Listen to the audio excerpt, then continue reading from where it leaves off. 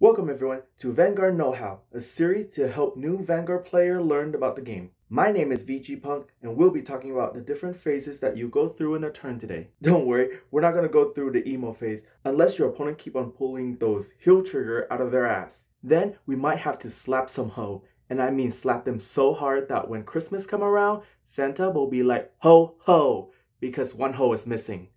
Don't worry, I'm not salty at all. Let's learn about phases now, kids!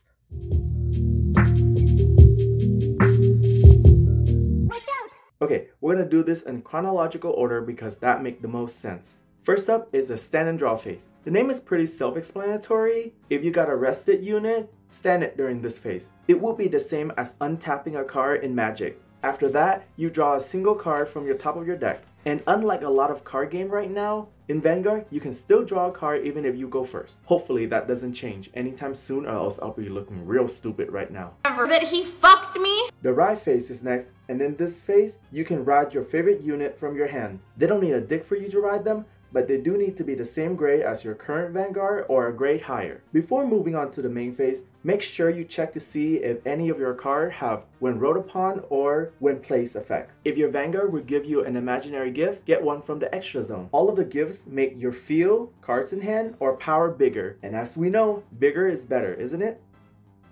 I'm kidding. Sometimes bigger doesn't mean it's better.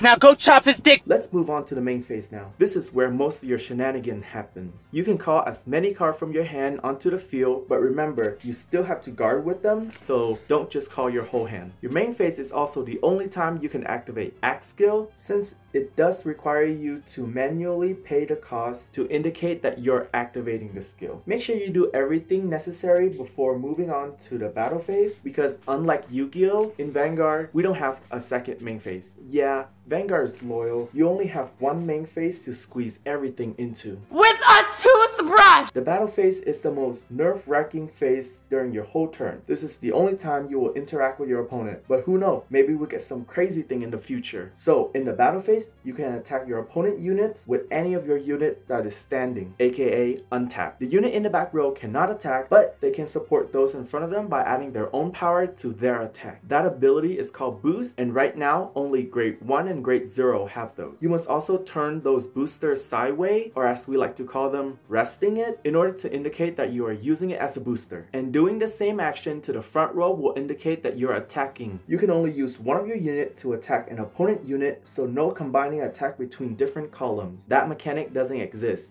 yet. Now, the Vanguard unit is special because you can perform a drive check when they attack. After your opponent chooses to guard or no guard, you get to review the top card of your deck to check for triggers. Apply the effect of the trigger if there is one, then add the card to your hand. This is the part of the game that makes Vanguard special. It also makes you or your opponent rage, where salt is rubbed on open wound, where a knife is stabbed in the back, and where orgasm occurs.